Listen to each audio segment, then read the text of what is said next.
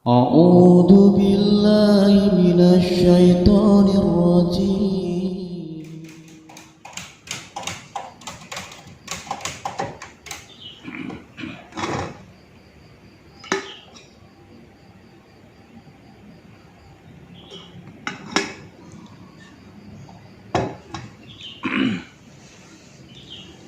Assalamualaikum warahmatullahi wabarakatuh.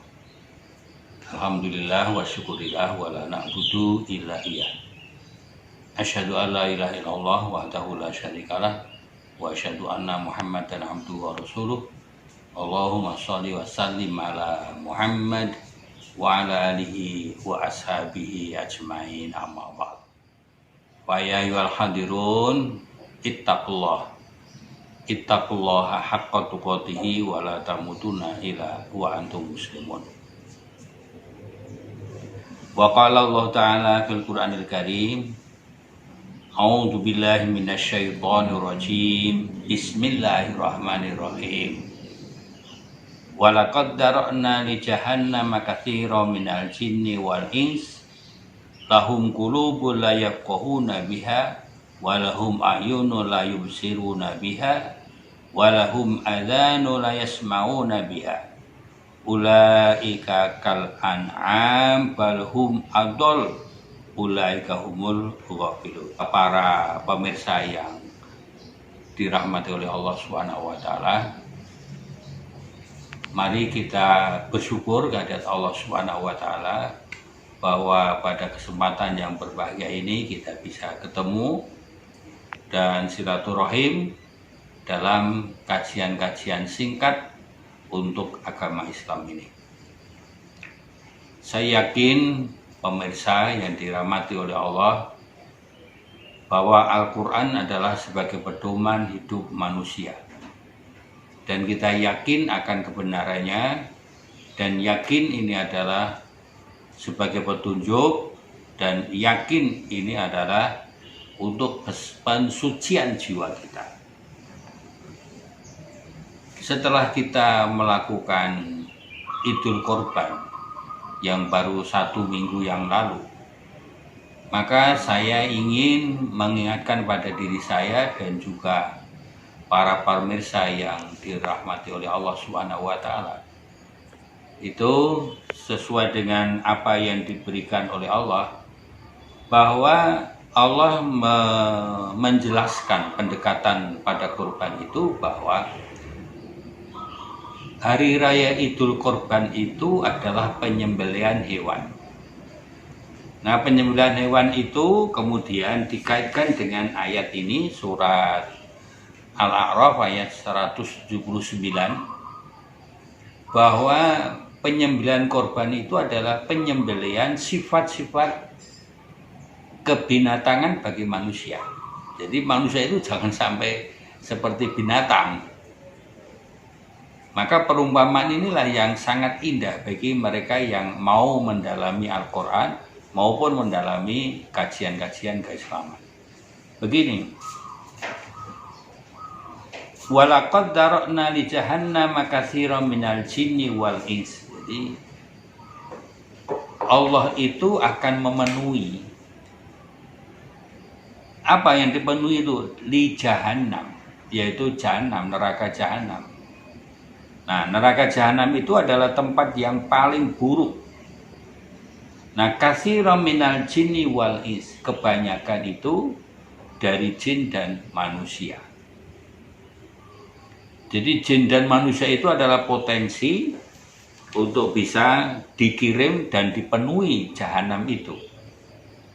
Ada ciri yang 3, yaitu ada 1, misalkan begini. Siapa di antara mereka yang dimasukkan ke dalam jahanam itu? Maka Allah mengatakan, lahum qulubul la yafqahuna biha. Dia itu punya mata hati, tetapi hati itu tidak mau untuk memahami ayat-ayat Allah, kekuasaan Allah.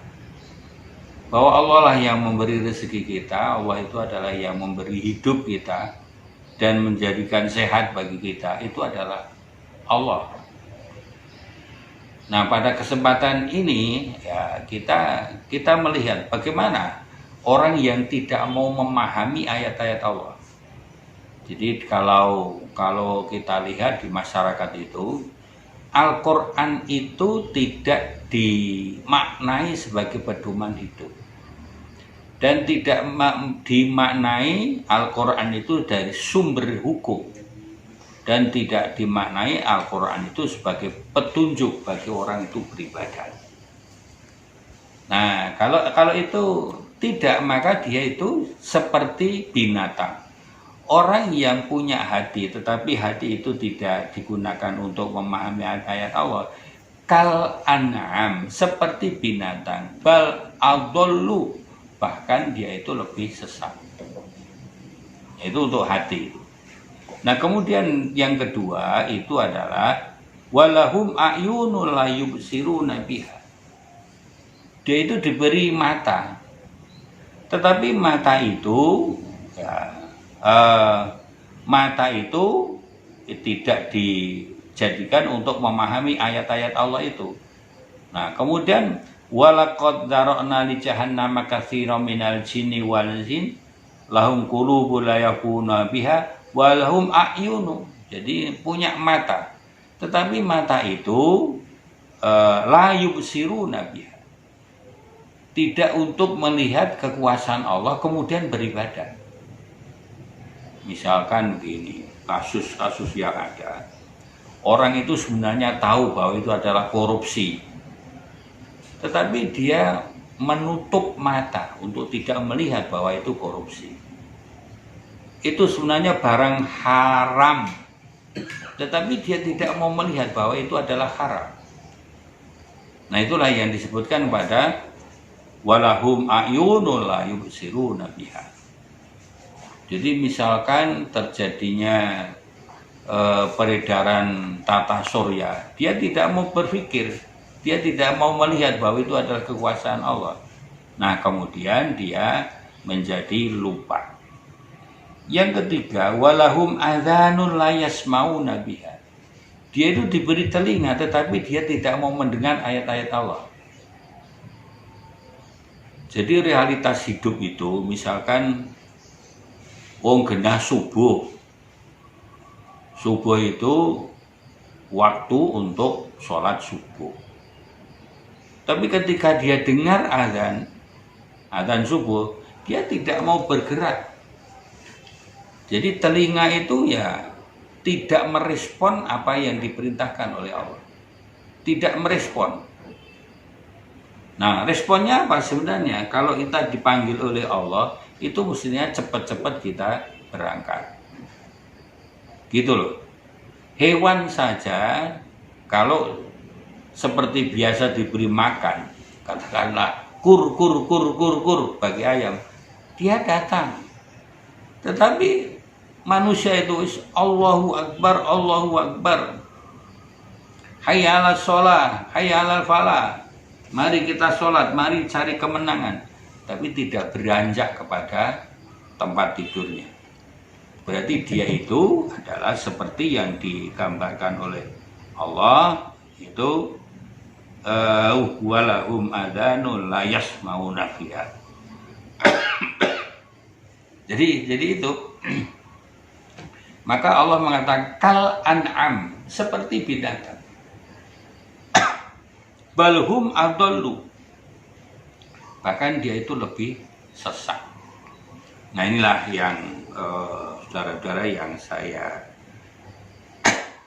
hormati, dan ini memang kajian yang harus panjang sebenarnya. Kalau itu nggak panjang, nggak bisa kita bahas dengan sebaik-baiknya. Bismillah.